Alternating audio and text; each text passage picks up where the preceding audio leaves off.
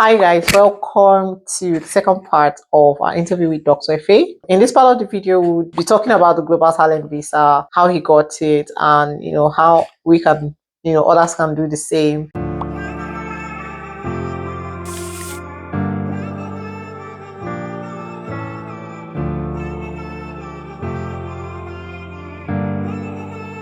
Dr. Efe, can you tell us a little bit more about the Global Talent Visa that you got? What field you got it in? Yeah, I got my Global Talent Visa. Yeah.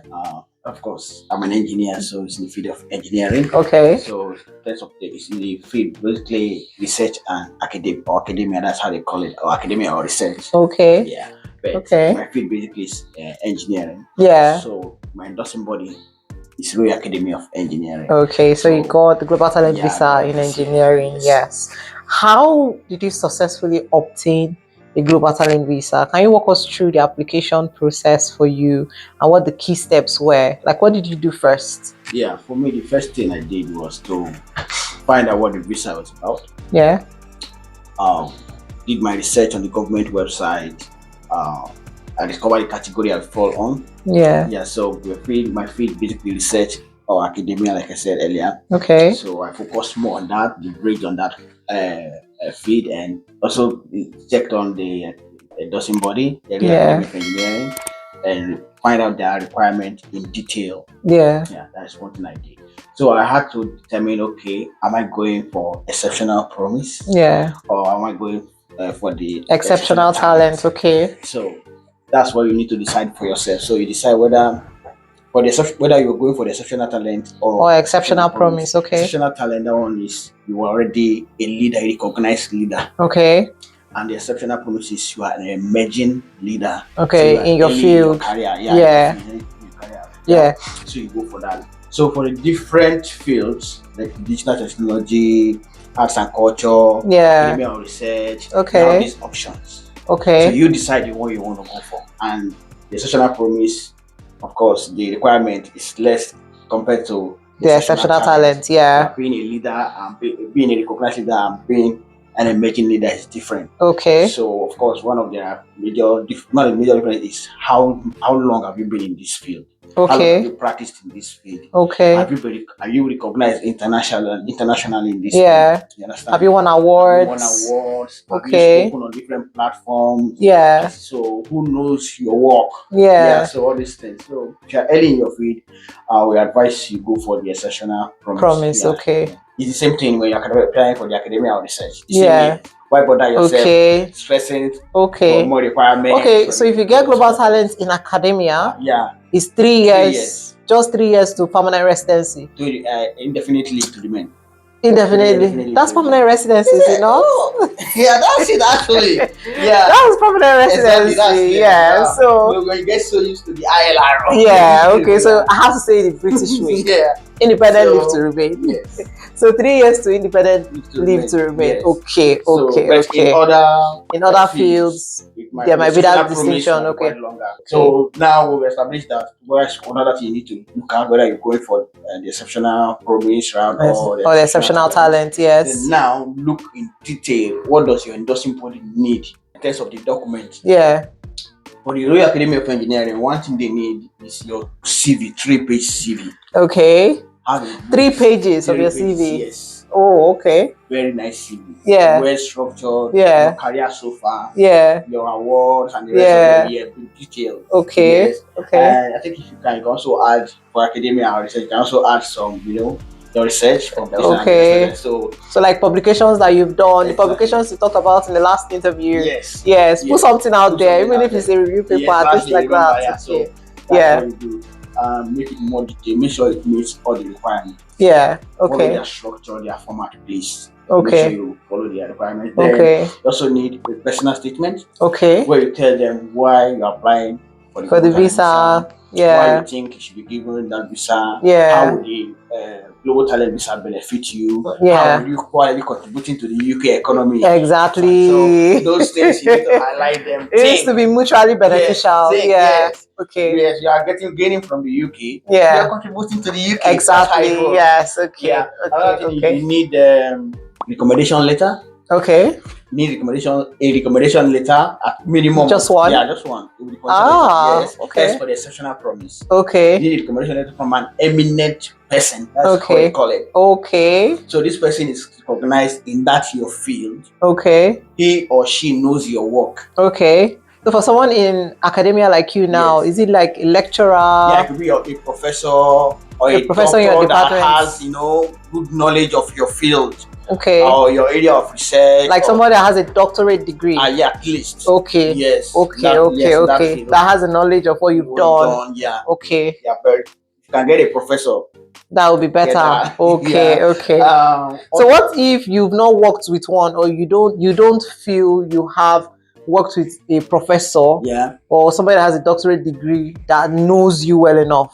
Is it a good idea to still approach people in your school regardless and let them know what you've done, and then ask them to endorse you? Do you think that would work? That would work, but it's better you get someone that really knows your work. What if the person that really knows your work though does not have, he's not a professor?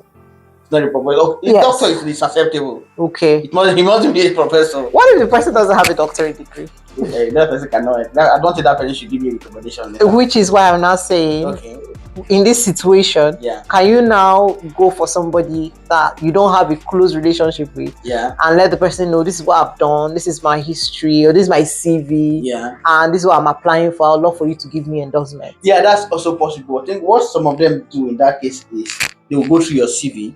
Okay. See what you have done. Go through your publication. See what you've done. Yeah. To really know you better, they might ask for like a meeting. Hey, I feel like to schedule a meeting with you, like a 30 minutes meeting. Okay. Tell them about what you've done. Yeah. They will, because it's their field. Yes. They know what you are saying. They can really validate whether what you're saying is correct or not. Okay. Yeah, they can validate. They can really get those people. You can see them on LinkedIn. Okay. On LinkedIn. Okay. But if you are applying for the exceptional talents, actually, you need 2 recommendations. You need 2. You need this one I first talked about from someone that knows your work. Okay.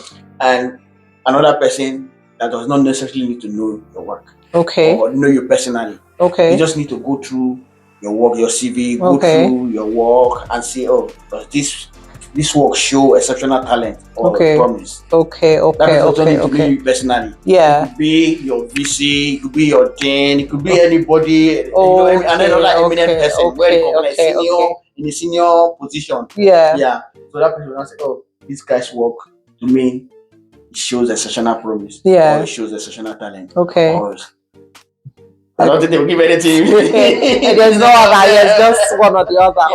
Or they will say no. Yeah, unsuccessful. If they don't want to give you a recommendation letter in the first place, I don't think what's the point? Yeah. You just approach somebody else in that case. That's it. Okay.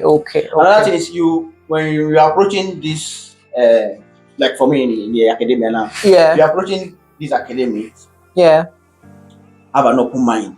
Some of them might not respond to you. They might respond to your email. At that time. So they are not ready to give any recommendation letter. So don't give up. Okay. If you need like 2 recommendation letters, send to 4 people. Oh, okay. Yes, send to 4 people and wait for their response. When you now get the endorsement, what's now the next step? The next step, you mean the endorsement or the recommendation letter? Sorry, recommendation letter. I'm jumping ahead of myself. Sorry, I meant the recommendation letter. Calm down. Breathe in and out. Okay. Ready to apply. Okay. For the endorsement. Okay. Yeah, and forgot to talk about the different routes we take. Okay. You get endorsed on a peer review route. Okay. Or if you already have an job offer. Okay. From the academia. Yeah. So if you maybe have a postdoc position, for example, or you got a job as an assistant lecturer or a lecturer or something like that. And that one they will do even fast track endorsement. Oh, within 2 weeks you get endorsement. Are you serious? Yes. Okay. Majority of graduates don't have such jobs. They don't have, yes. So they go for the peer review route. Okay. That one, normally the review time is about 5 weeks. Okay. Period. Yeah. 5 weeks. Yeah. 5 weeks you hear from them whether you're successful or not. Yeah. And you can always ask for them to review the decision. Okay. Yes, that's okay. They can review the decision. Okay. maybe there's something that wasn't clear to them at the first review process. Okay. The better you clarify, you can get it. If you don't, it goes. You get a stronger application for next time. Okay. So that's the good thing about the. Okay. So by the time, so you now apply for endorsement, and then when you get endorsement, you now use the endorsement to apply to the government for the visa. Okay. Is Global Talent limited only to people that have made it in different industries? Or do you think people in, like, upcoming people, for example, in media, in tech, for example, in arts, upcoming people that just maybe finish or did not finish or have work experience, do you think they can apply for Global Talent visa and get it? Yes, of course. That's one thing I always tell people. Your product, whatever you're working on, or your projects, put it outside, put it online, put it out, like spray it in the air. Okay. You know, they need to see evidence that, okay, you are doing this thing. You need to create international level. To create track record. Publish those things you are doing. Okay. You are working for someone, or like you're working on art project, all this animation and the rest. Put it out there. Let them. Okay, you are telling someone that you're doing animation. You are, where is the proof? Okay. So anything. So if you're, let's say you are an artist, for example, you're a painter, you have paintings, or you work in a studio, or a studio has bought your work. Does that count? Yes. Okay. So arts and culture, they have different, like I said, they have this different field. Okay. There's arts and culture, there's digital technology, there's academia and research. Okay. So those one now, I think they will fall under the arts and culture. Okay. Aspect. So they would now have their own endorsing body. Yes, they do. Okay. Let's now go back to the Global Talent Visa application. So at this point now, we have gotten endorsement, and now we are applying for the visa. Are there any other, like, other things, other documents? Do you need English tests? Do you need, what do you need beyond this endorsement? Applications, you don't even need any English tests. You don't need English tests. You don't need, okay. They might ask for awards. Okay. You have, can list the awards you have. Okay. And what kind of, were you asked to present awards as well? At first, I uploaded all my awards and the rest. Okay. Even so I said, see, we don't need all these documents. We only need your personal statement. Okay. We need your personal statement. We need your CV. And we need your recommendation letter. Okay. And they said, okay, if your PhD graduated not too long, not more than a year, I think, just upload your certificate. Okay. Yeah, that's it. So you didn't even have to upload all of that. I had to resend my application. You had to resend it. You had to resend it. Just send this particular ones. Okay. So if you are asked, for example, now to present awards, what qualifies as an award? If I got an award in school, does that qualify? Yeah.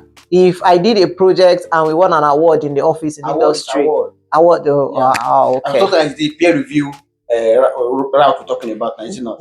Award, the index award. That's what they're looking for. That's all they need. It doesn't need to be published in high impact journal that is impact factor of 10.1. Okay. Impact factor of 20.2. Impact factor of this. Okay. I think this part will be more relevant for people that are in academia. Yes. Like you, because I don't know what impact 10.1 means.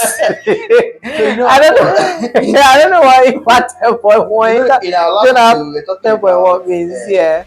PhD students, we know how they will need to develop themselves. So one thing we advise them there is, you are doing your PhD and you plan to get a global talent visa. What should you do? Okay. Start working towards it. Look at the government look on the government website. Okay. You'll see the requirements. If you need to, become a member of a member of in your field rather. Let's say member of all these organizations, all these bodies. Like mechanical engineering membership. Chemical engineering membership. And the rest of them. Join. Okay. If you want to become a chartered engineer, become a chartered engineer. So all of these things will help. Of those people. Become a member. Those bodies. Collaborate with people. Okay. Work on projects with people. Be visible online. Use LinkedIn. Connect. Okay. People. Collaborate. One of the requirements for the global talent beside the academic research is be an active researcher. Okay. You understand? Yeah. Being an active researcher doesn't mean that You are working in an industry, in a company, exactly. researching now, working people. somebody You are online being on a active. paper that's active. Okay. You are being active. Okay. So Yes. I am an active researcher. You are, of course. Yeah. Because I'm collaborating. Collaborating with people, you're an active researcher. Okay, okay, Yeah. So you don't okay. necessarily need to be in one school doing a project with someone. Yeah, or in one like that. laboratory No, or you don't need something. to. You collaborating with me. You're Yeah. an active researcher. Okay. That is the good thing about it. Okay. And global talent, you don't need to be in the UK to apply. You can apply from any part of the world. Yeah, you can apply from house. And I think the application is even faster according from the government website. Yeah. Is you get a faster decision if you're outside the UK than if Yeah, it's you're in even the UK. faster if you are, yeah. If Within you're outside 3 the- weeks. If you you get are, it. if you're already endorsed, Yeah. within 3 weeks Outside the you UK. can get your visa. Yes, but if you're in the UK, it takes Within longer. 8 weeks. It's 8 weeks, Yeah. yeah. So more than double the time. See you outside, you have more Yeah, advantage. people that are outside, yes. So you get a decision faster, Yeah. which is good to know. Yeah. I also just feel the need to ask, do you need a PhD to get a global talent, like to apply for global talent in No, you don't. your field? You don't. Like in academia, do you need a PhD or can I do with my master's? Okay. So what happens is for the academia or research, yeah. If you have PhD, I think it's much easier for you to say, okay, for you to be able to prove evidence, evidence that you've got, yeah, and the rest of them. Yeah. But you don't necessarily need to have it. There's another option. Alternatively, Okay. yeah, based on your research experience, you might have a role where you work as a research engineer without a PhD. Yeah. Okay. So if you have work experience, yes, where you are a researcher, let's say you're a research engineer, yeah, you don't necessarily need to have. You don't need. So with your masters and your experience, yes, that counts. You can now start looking for recommendation, yes, and then go for endorsement, and then apply. Yeah, just say, let's say you have master's degree now in engineering. Yeah. I'm using engineering because I'm an engineer. Yeah. And you've been working on this, collaborating with people. Yeah. Publications. For food tech engineering, for example. Yeah. Have publications with employees at food tech engineering. Yeah. Limited. Yeah. Then you want to apply for global talent visa under the research and academia field. Yeah. So what do you need PhD for? You're doing research. Yeah. You already know the research as much as you have PhD. Yeah. So you don't necessarily need to have it. So you don't need one. Okay. So you just apply. Yes. What made you want to go for a global talent visa? What are the advantages of a global talent visa? So I have my own company, Tech Engineering Limited. Okay. And I have people working for me. Yeah. Okay. So, congratulations. Thank you. So you need that flexibility. Okay. Time for your employees, time to conduct research, do your projects with your colleagues, or people working for you. Yeah. So what kind of visa should I go for? Should I go and look for a visa where I will be sleeping? Where you have to meet up with, yeah, I understand. So you don't need it gives a lot of flexibility. Exactly. So you don't need a job offer. You don't need COS. You don't need COS. Yes. Yeah, you don't need COS. Okay. Yeah, and all of that. So you just once you get endorsement, you get your visa. It gives you. So in academia, for example, as little as 3 years, in 3 years you get your first permanent residency. You get ILR, right? And then from there, you carry on with your research. Okay. I want to just elaborate on this. If you get a visa in the UK, most visas, I think like 90% of them, for you to qualify for ILR after 5 years or after 3 years, or we know there are a lot of changes being proposed in the new immigration white paper, but we're not there yet. So we are choosing to be positive and just take it as it goes, take the day as it goes. So for now, it's still 5 years, right? So after 5 years, you have a limit to how long you can stay outside the UK in a year. Yes. You can't spend more than 180 days in a year.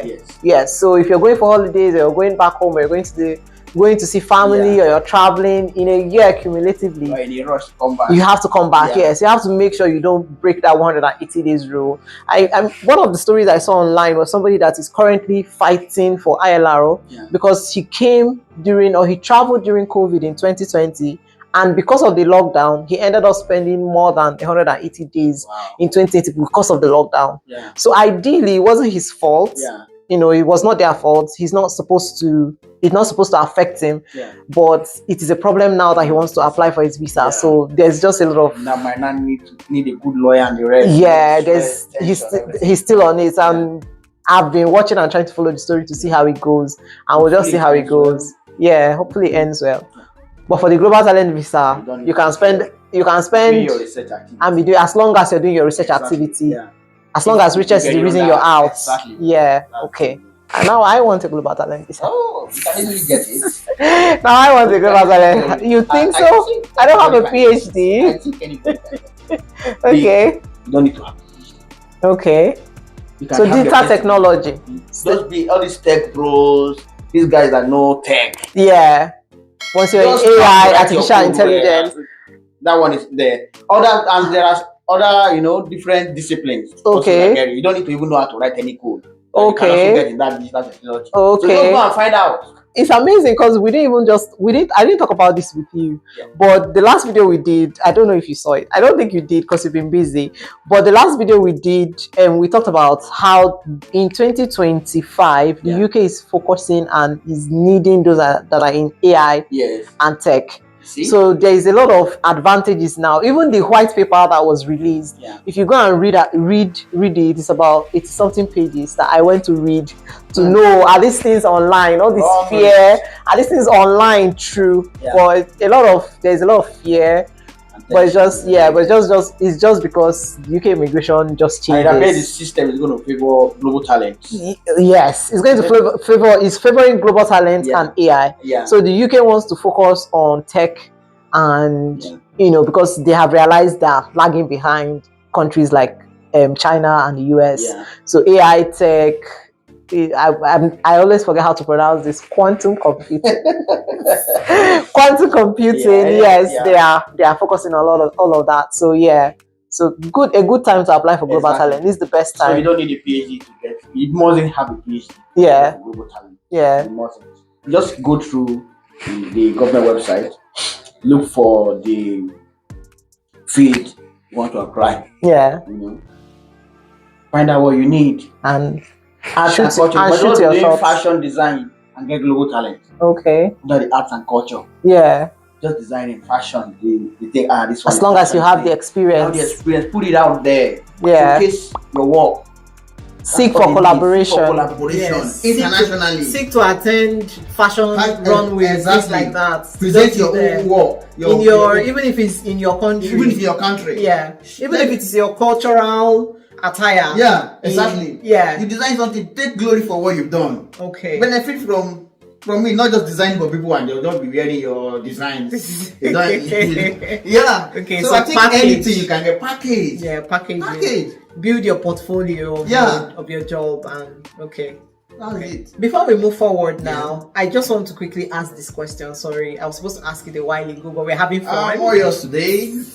Okay, did you need to provide proof of funds? Do you need to provide proof of funds for global talent visa? If you're applying from outside Nigeria, you're applying here, do you need proof of funds? You're applying as a talent, you don't need any proof of funds. You don't need proof of funds. You don't need, whether you're applying from Nigeria or any country, any continent, you don't need proof of funds. You don't need proof of English. You don't need to prove that you know how to speak English or write in English or listen in English or anything.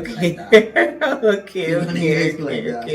Where you need to the fee now, just the fee actually. Okay. The endorsement fee. Okay. Visa application fee. Okay. Of course, IHS, immigration health such. Yes, that would be. I imagine that would be the most expensive part. I think that's even the most expensive part of any application that has to do with UK immigration. Otherwise, it's relatively easy. Okay. So your IHS for, let's say you're getting the 3 years, you have to pay for the 3 years. £1,035. £1,035 times 3 years, and then the endorsement. What did you call it? The fee. The fee for endorsing body that you pay for the endorsement rather. You pay the fee and you also pay for the visa application. Can I ask how much the fee is, if you remember? I can't say. I think it's the endorsement and the visa application fee about 700 plus. In pounds. So it's not so much. The thing is, another thing, if you're applying now, if you're applying directly, maybe you got a one UK recognized award. And you're not applying under the peer review. Okay. You just go straight to apply for the visa. In that case, you don't need to pay. You don't need to pay separate, but that money is not accumulated. Okay. You just pay at once. But if you're applying through the other route, like the peer review one, you pay. They divide it into two. The same money that the other guy pay. You pay for the endorsement and pay the many parts. So it's the same for everybody. The same money. Okay. I wanted to ask how long the global talent visa application took, but you already said that. Yeah, within 5 weeks you get your endorsement. You get endorsement in 5 weeks. Fast track one. Let's say you already have a job offer, or you have an individual fellowship, or you have one kind of let's say UK recognized ROI funding or so. I think that one, those you can get fast track, decision within 2 weeks. Then after that, when you're now applying for your visa. Like I said earlier on, within 8 weeks you are in the UK. You get it in 8 weeks. In 8 weeks, your decision whether successful or not. Okay. If you're applying outside the UK, within 3 weeks. 3 weeks. Okay. Okay. So there is a need for, like you said, to research and plan. Yes. So if you're still studying, just like you said in the last video, if you're still studying, if you're a student and you're currently studying and you plan to get the global talent visa, you need to start planning way before, before your present visa will expire. Exactly. Because if you're in the UK, to take longer. And the good thing is the system is transparent. So if know you what have you those need. Requirements, those documents, nobody will deny or reject your application. You will get it. You will. You get it. Okay. Thank you very much. You're welcome. Did you face any challenges or complexities during your visa application? I wanted also to ask, while I'm asking this, can you answer as well if you did it yourself? Yeah, I did my application myself. Okay. Yeah, all the instructions are on the government website. Okay. So you might need someone that's been successful in getting their own visa though. Like in terms of critiquing your personal statement, going through your CV to see if it makes sense. You can just reach out to any successful anybody that got it successfully. Anyone that is successful. So I can reach out to you now, for example. I've supported on LinkedIn. People. And they don't charge you anything. You just guide you. This is what you should do. This is what you should touch. This is what they need. You do it. And you get it. So. And I feel like that's something a lot of people don't know. A lot of people feel you have to pay an agent, you have to pay somebody. They don't realize that a lot of the times true free advice, real ones are free. You don't pay anything. People are really happy to help. Yeah.